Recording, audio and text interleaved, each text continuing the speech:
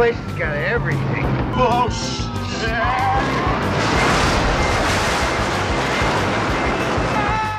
Politics and sports, like prescription pills and alcohol, there's just some things that are better off not being mixed together. Colin Kaepernick. There have been several opinions about why Colin Kaepernick is still not signed, ranging from possibly being blackballed because of his national anthem protests to his desire to still play football. Yesterday, LaShawn McCoy had strong statements on why he feels Kaepernick is currently not on a team. I'm sure if a guy like, I don't know, Brady or a guy like whoever's your favorite player, or Odell Beckham, or a guy like that, but you'll deal with that attention and play him. You know, with certain guys, it's not worth it. Shannon, what's your reaction? The thing that I like most about freedom of speech is that we don't always have to necessarily agree with what's being said, but the person, the individual, is entitled to his or her opinion, and their speech is protected by the First Amendment. I'm disappointed by LaShawn's comments. He played on a team with a guy named Michael Vick. He spent 19 of 23 months in Leavenworth. Not one time did I hear LaShawn McCoy mention distraction. This was a watershed moment, a critical turning point in the Colin Kaepernick saga that we've talked about day after day after day for the last year on this show, since we launched last September 6th.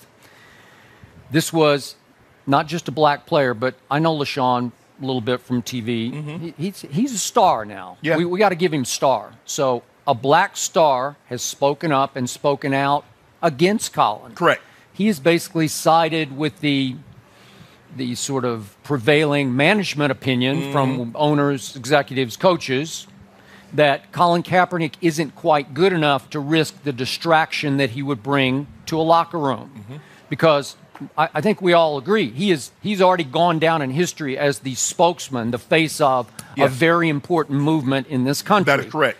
So Shannon Sharpe and Skip Bayless waste all this time talking about politics surrounding sports, which nobody actually wants to see.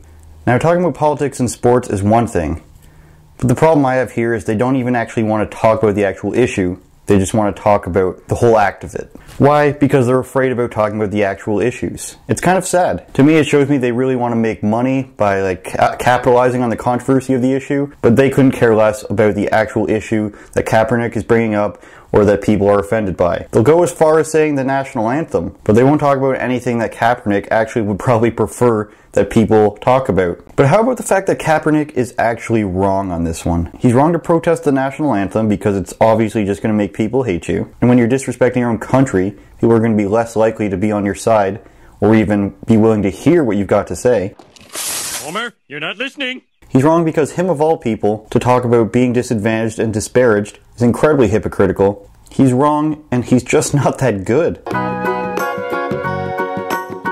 you know the Muffin Man, the Muffin Man, the Muffin Man? Do you know the Muffin Man who lives on Drury Lane? If you've ever been in a really close-knit group of guys, like let's say a sports team, obviously, for example, or the military, you know that there's always a guy like Kaepernick who thinks they're way too good for what they're given, and they're going to complain no matter what happens, and nothing is good enough. No matter what he gets, he thinks that he has a right and deserves more than everybody else, most likely based on his upbringing or the type of people and ideas he surrounds himself with. It happens when people think that they deserve something and then they're not getting it. And there's possibly no one in America who gets more privilege, advantage, and treated with more respect and dignity than a talented young athlete. Why? Because you have to be so good to make it in professional sports in the US that from the ages of 14 or 15, once you get to high school, you are scouted and coddled to and offered things and given all these opportunities that most people don't have if they're not good at sports. Not to mention all the underhanded deals and promises that become illegal because they're so prevalent. You get promises of fame and fortune,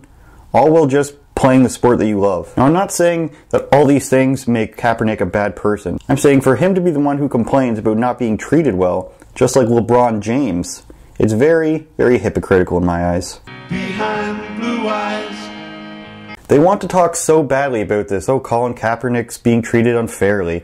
Oh, other teammates aren't backing him up. But they don't want to talk about the actual issue or any of the issues that Kaepernick seems to have a problem with, or at the very least wishes would be brought up in the mainstream. They won't talk about any statistics about police violence or crime or anything about that. They'll just stay on the very surface of it just so they can be like, look, we care about this, we're virtuous, don't be mad at us, we're on your side, we're on the social justice side.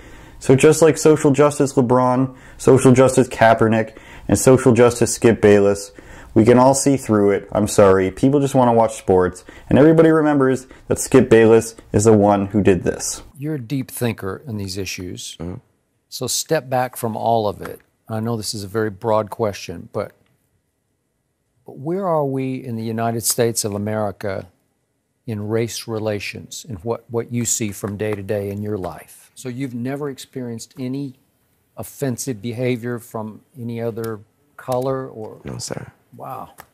Go one level deeper with me.